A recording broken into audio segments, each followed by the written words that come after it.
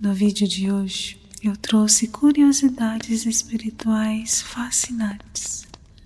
São ensinamentos yogis antigos que convidam a mente a relaxar, o espírito a transcender e a tranquilidade estar presente.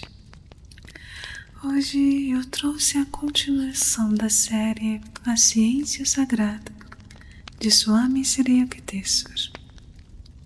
Enquanto eu vou narrando com voz suave, seus pensamentos vão desacelerando, seu coração vai se acalmando e você vai relaxar profundamente. Agora permita que o seu corpo descanse. Deixe a respiração fluir. Acalme a mente. E permita que cada palavra conduza você naturalmente a um sono profundo. Assim, nós podemos começar.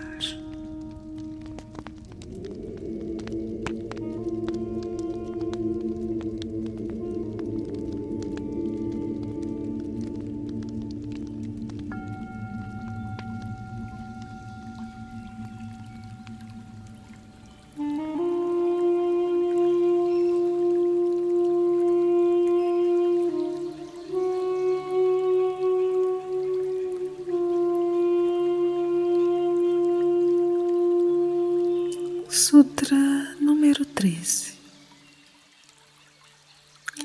Este universo está dividido em 14 esferas, 7 suargas e 7 patalas. As 7 esferas ou suargas. Este universo, assim descrito, começando da substância eterna, que é Deus, e descendo até a criação material densa, foi diferenciado em 7 esferas distintas, suargas ou lokas. A 7ª esfera se chama Satyaloka.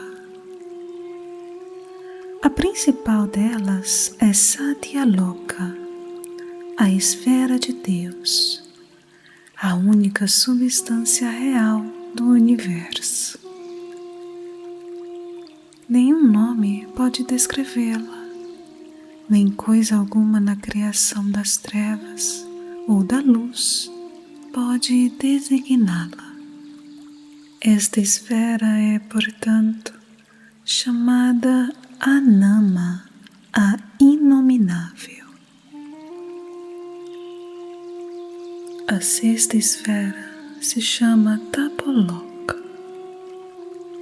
A seguinte na ordem é Tapoloka, a esfera do Espírito Santo, que é a paciência eterna, pois permanece para sempre imperturbada por qualquer ideia de limitação e por não ser acessível nem mesmo aos filhos de Deus como tais, é chamada Agama, a inacessível. Então, chegamos na 5ª esfera, Dhyana-loka. É a esfera do reflexo espiritual. Os filhos de Deus, na qual a ideia do eu como existência separada tem origem, e como essa esfera está além da compreensão de qualquer um na criação das trevas, é chamada Alakshya, a incompreensível. Em seguida, chegamos na 4ª esfera, Mahaloka, a esfera do átomo, o princípio da criação das trevas, sobre o qual o espírito se reflete, e sendo ela de ligação, é a única via entre a criação espiritual e a criação material, e é denominada a porta das Amaduara. Em volta desse ato está a terceira esfera, Suarloka, a esfera do campo magnético, as eletricidades. Esta esfera, sendo caracterizada pela ausência de toda a criação, inclusive os órgãos e os seus objetos, os elementos materiais sutis, é chamada Mahasunnya, o grande vácuo. A seguinte esfera se chama Bhuvarloka, a esfera dos atributos elétricos. Como as matérias densas da criação estão totalmente ausentes desta esfera, e ela é perceptível apenas pela presença das matérias sutis, denomina-se Sunya, o vácuo comum.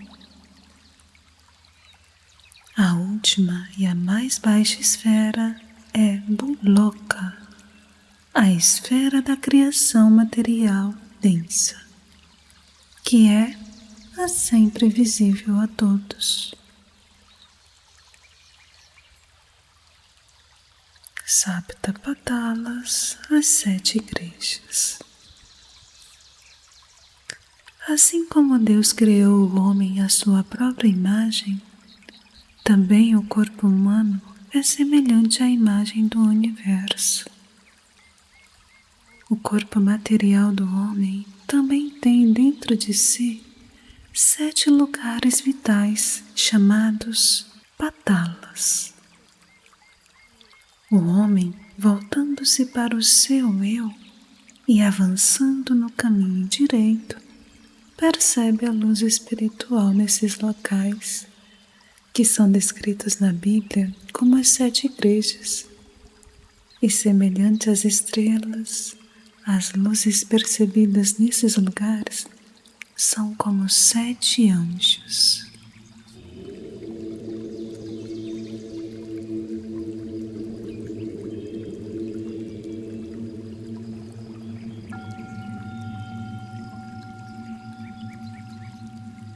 Nós podemos ver em Apocalipse, no capítulo 1, versículos 12, 13, 16 e 20, o seguinte: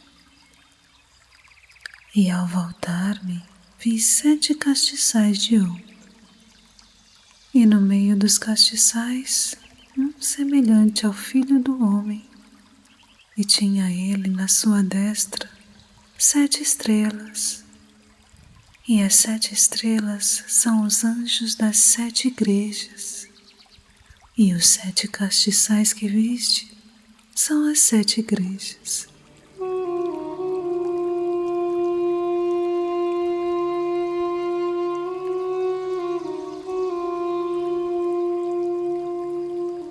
Os estágios da criação.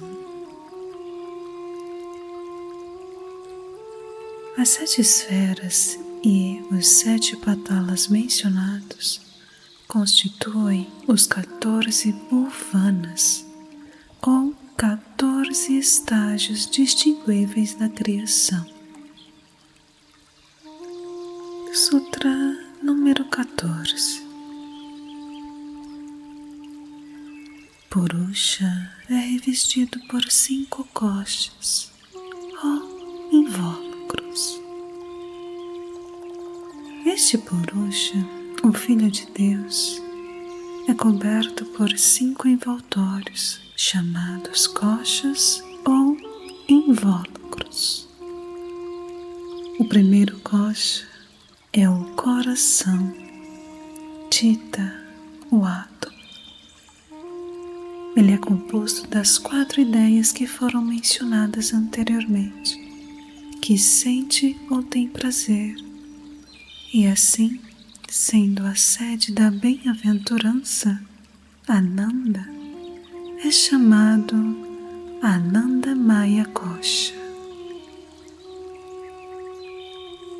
O segundo são as eletricidades de campo magnético, chamado Buddhi, e as manifestações de Buddhi, a inteligência que determina o que é verdade, é, portanto, a sede do conhecimento, Gnana, e é chamado Gnanamaya Kosha. O terceiro Kosha é o corpo de Manas, a mente, composto dos órgãos dos sentidos mencionados anteriormente e denominado Manomaya Kosha. O quarto é o corpo de energia, força vital ou prana, composto dos órgãos da ação descritos antes, e assim é chamado Pranamaya Kosha. O quinto e último desses invólucros é a matéria densa, o revestimento externo do átomo, o qual, tornando-se Ana, alimento, sustenta este mundo visível, e assim é chamado Annamaya Kosha. A ação do amor. Completando-se dessa maneira a ação da repulsão, a manifestação da energia onipotente, começa a se manifestar a ação da atração, que é o amor onipotente no núcleo do coração. Sob a influência desse amor onisciente, a atração, os átomos sendo atraídos um para o outro, tornam-se cada vez mais próximos, assumindo formas etéreas, gasosas, ígneas, líquidas e sólidas. O reino inanimado. Então, este mundo visível torna-se adornado com sóis, planetas e luz, o que nós chamamos o reino inanimado da criação. O reino vegetal. Dessa maneira, quando a ação do amor divino torna-se suficientemente desenvolvida, a evolução de avidya, a ignorância, a energia onipotente manifestada, começa a retroceder, e sendo assim recolhido o Annamaya Kosha, o revestimento exterior da matéria densa do átomo, e assim o Pranamaya Kosha, os órgãos da ação, começam a operar. Neste estado orgânico, os átomos, envolvendo-se uns com os outros mais estreitamente até o seu íntimo, aparecem como o reino vegetal da criação. O reino animal. Quando o Pranamaya Kosha é recolhido, o Manomaya Kosha, o invólucro composto de Jnanendriyas, os órgãos dos sentidos, vem à luz.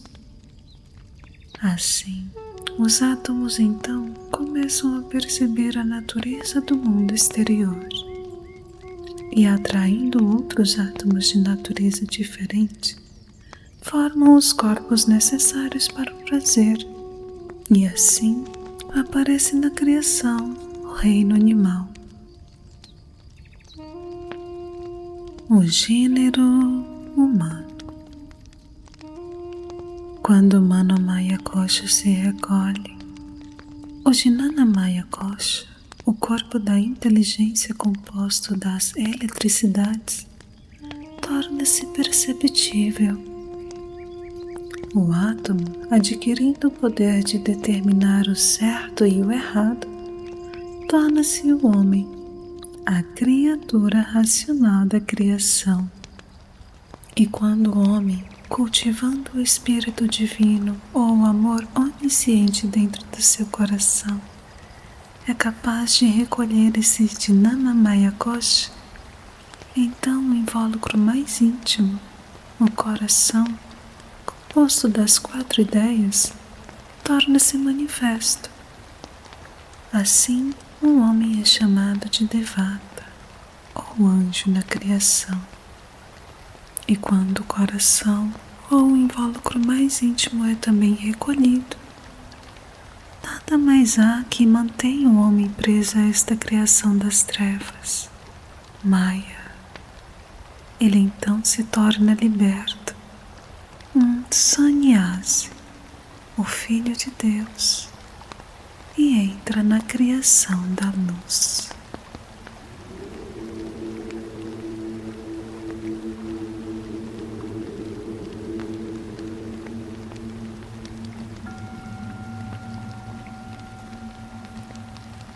Sutras 15 e 16.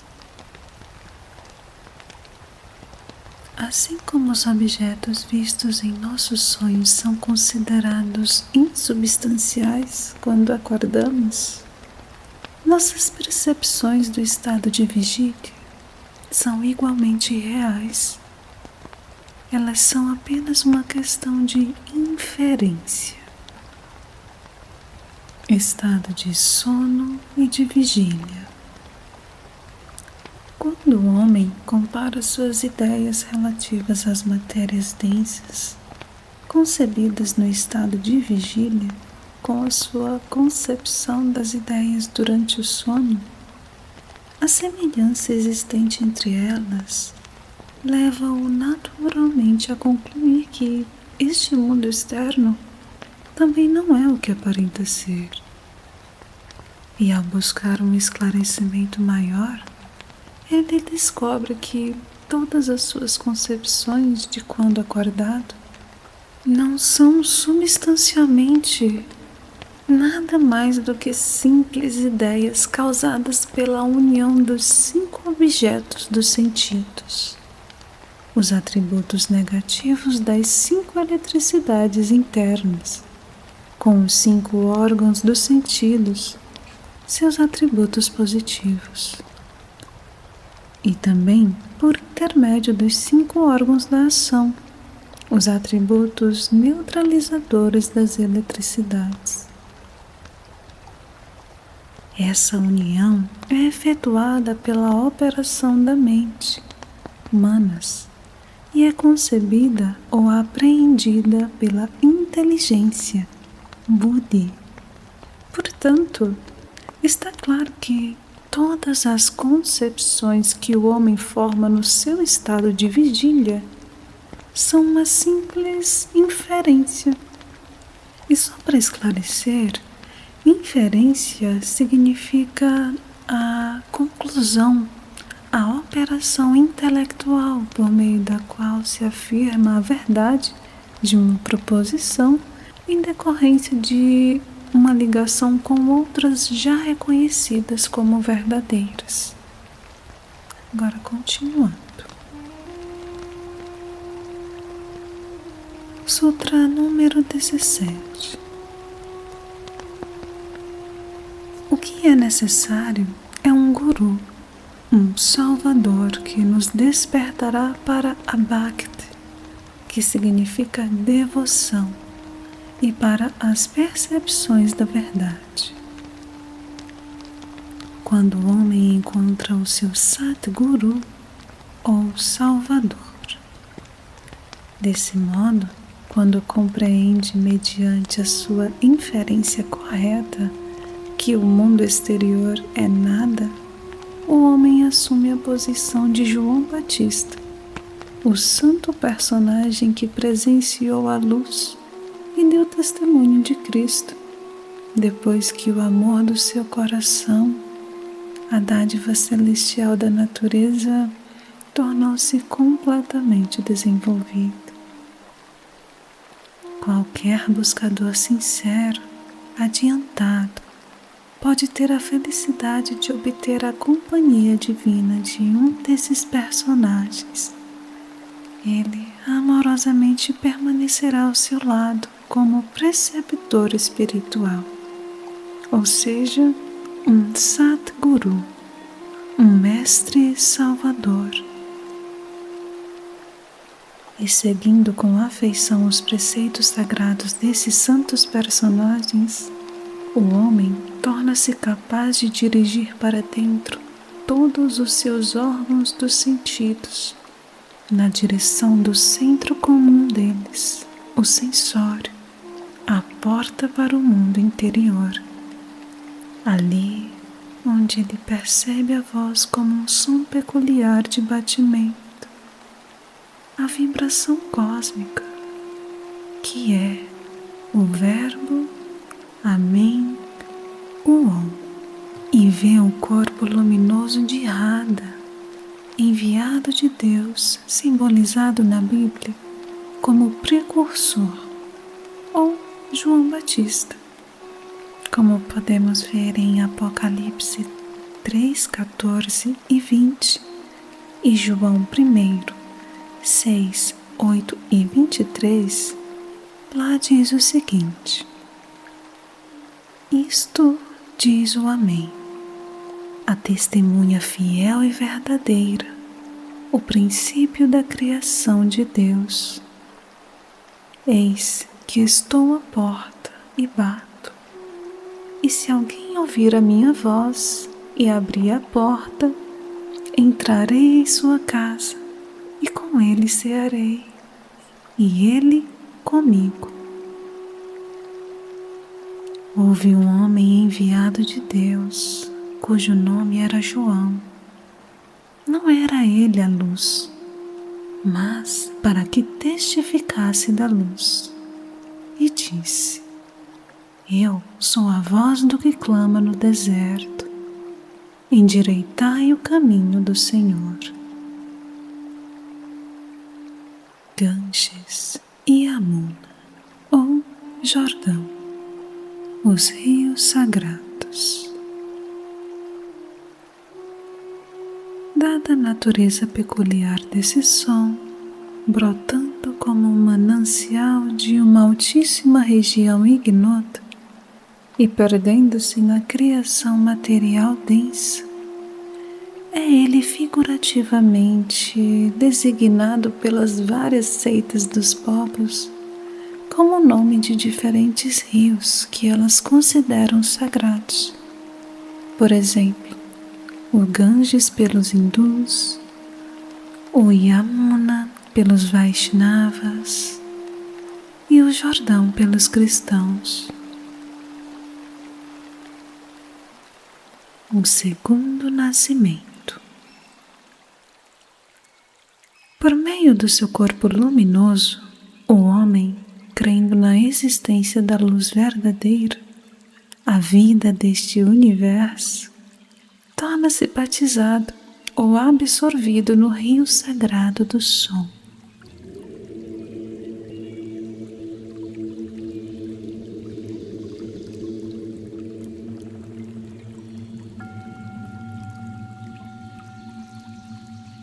O batismo é, por assim dizer, o segundo nascimento do homem e é chamado Bhakti Yoga, sem o que o homem jamais pode compreender o verdadeiro mundo interior, o reino de Deus.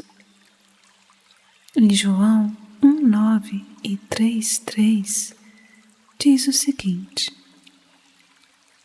Ali estava a luz verdadeira, que alumia todo homem que vem ao mundo. Na verdade, eu te digo que aquele que não nascer de novo não pode ver o reino de Deus.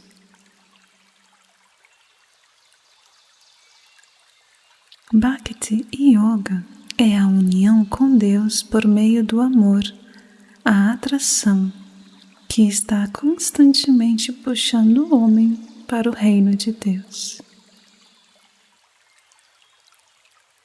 A verdadeira compreensão. Nesse estado, o filho do homem começa a se arrepender, e, dando as costas para a criação material densa, arrasta-se em direção à sua divindade, a substância eterna ou Deus. Quando os desenvolvimentos da ignorância são detidos, o homem gradualmente compreende o verdadeiro caráter desta criação das trevas ou Maya como um simples jogo de ideias da natureza suprema no próprio si mesmo dele, a única substância real, que é Deus. Sutra número 18. Obtém-se a emancipação quando se percebe a unidade do seu próprio eu com o si mesmo universal, a realidade suprema. Sannyasi, o Cristo, o Salvador ungido. Quando todos os desenvolvimentos da ignorância são recolhidos, o coração, estando perfeitamente claro e purificado, não mais simplesmente reflete a luz espiritual, porém a manifesta efetivamente, e o homem, sendo assim consagrado e ungido, torna-se um sannyasi, um ser liberto, ou o Cristo Salvador. Ou seja, unifica-se com a consciência crística, a consciência de Deus, o Pai eterno, refletido na criação, imanente no Verbo ou no Om, a vibração cósmica. Assim, ele é liberto ou salvo das trevas, que é Maya, a ilusão de estar separado do Pai.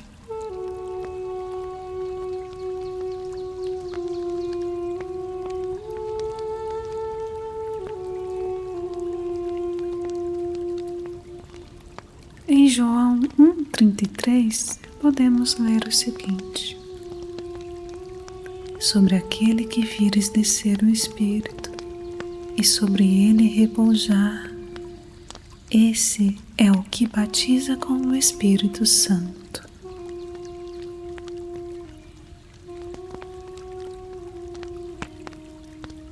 Batizado no Rio da Luz. Por esse Salvador, o Filho do Homem torna-se novamente batizado ou absorvido no rio da luz espiritual e, colocando-se acima da criação das trevas, entra no mundo espiritual e unifica-se com o Filho de Deus, como foi o caso do Senhor Jesus Cristo de Nazaré. Nesse estado, o homem é salvo para todo sempre da escravidão das trevas, que é Maya. Em João 1,12 e 3,5, lemos o seguinte: mas a todos quantos o receberam, deu-lhes o poder de serem feitos filhos de Deus, mesmo aos que creem no seu nome.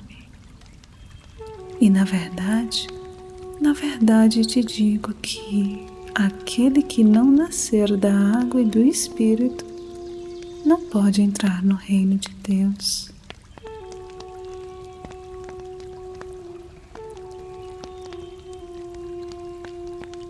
O sacrifício do eu.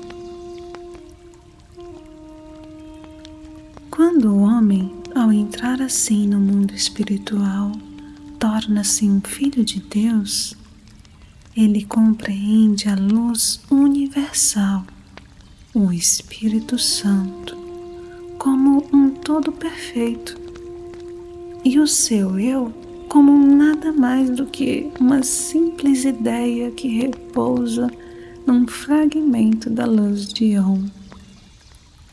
Então, ele se sacrifica ao Espírito Santo, o altar de Deus. Isso quer dizer que ele abandona a ideia vã da sua existência separada e se unifica com o todo.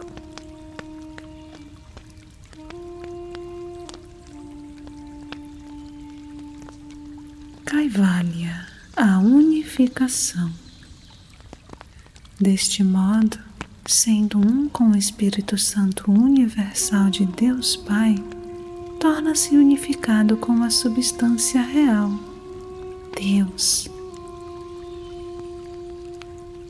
Essa unificação do eu com a substância eterna, Deus, chama-se Kaivalya, que significa isolamento, absoluta independência ou emancipação por meio da união com Deus.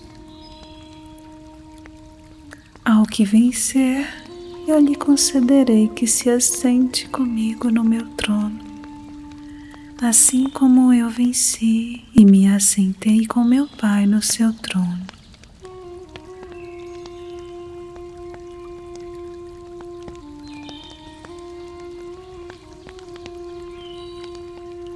Agora relaxe e deixe que essa sabedoria abençoe a sua alma.